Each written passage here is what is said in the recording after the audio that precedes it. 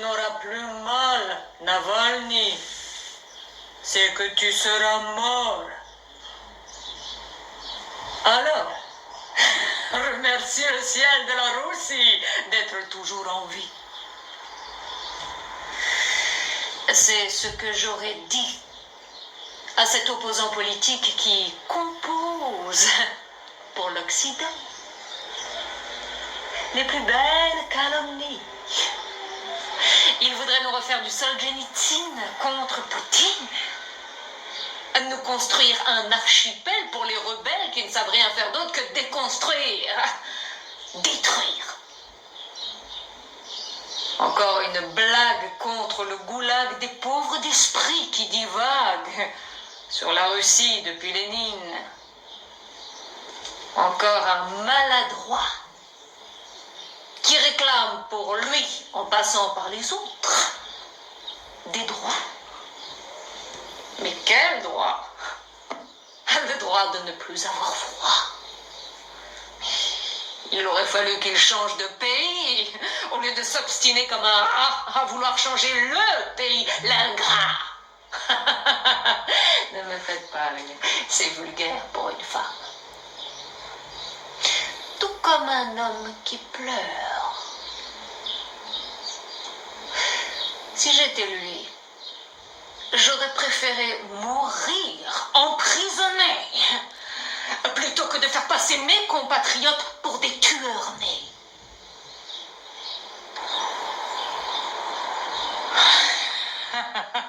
Encore une vermine qui s'efforce de porter atteinte à Poutine. Navalny ne le nie pas, il affiche d'emblée la couleur épargnée à ses concitoyens, l'abbé, en les incitant à changer de régime, à substituer la démocratie à la tyrannie. Je veux bien lui concéder cet élément de langage qui n'engage que lui et lui dire sans embâge: dégage. La Russie a de plus hautes valeurs. Et s'il désire le bonheur, qu'il aille voir ailleurs.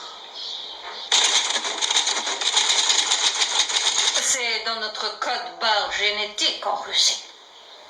Nous préférons l'autocratie à la démocratie. Et nous consultons le berger pour savoir où va et comment va le troupeau. Parce que nous ne croyons ni à la liberté, ni à ses oripeaux. Si tu ne mates pas la masse, c'est que tu es à la masse et tôt ou tard, elle te fera la peau. Je préfère de près comme de loin un régime directif. Un régime non directif, la qualité du règne au règne de la quantité. Et aucune tête qui passe, excepté celle qui a le mot de passe. L'ordre d'abord. La justice après. Et cessons de faire exprès de ne pas l'entendre, de ne pas le comprendre, de ne pas l'apprendre par cœur. Adieu, Navalny.